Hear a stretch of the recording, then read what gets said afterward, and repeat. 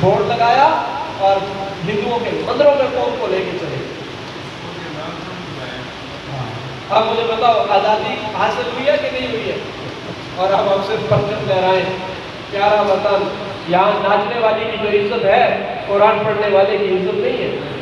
یہاں مندر اور گردوارے کی جو سیکورٹی ہے لیکن مسجد اور مدرسے کی سیکورٹی نہیں ہے. یہاں مندر اور گردوارہ بنانے کے لیے جو سرکاری فنڈ ہے لیکن مسجد اور مدرسے کے اندر کوئی سرکاری فنڈ نہیں ہے. بلکہ ظلم یہ ہے کہ مسجد کے اندر ٹیلی ویژن فیس کا بھی بل آتا ہے. مسجدوں میں کون سے ٹیلی ویژن ہوتے ہیں؟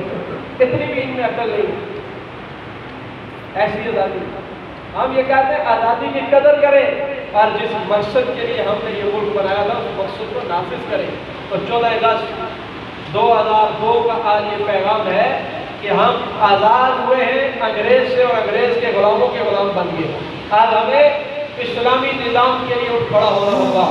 اب تبدیلی نظام کے لیے اٹھ کھڑا ہونا ہوگا. اب پرانی انقلاب کے لیے اٹھ کے کھڑا ہونا ہوگا.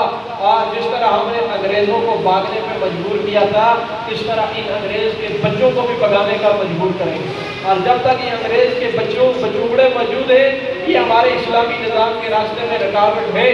اس لیے قوم اپنی ووٹ سے، اپنی سپورٹ سے، اپنی طاقت سے ان انگریز کے ٹکٹوں کو رد کرے اور قرآن و سنت کا حیا کرے. کریں گے انشاءاللہ. لیکن کیا ہوتا ہے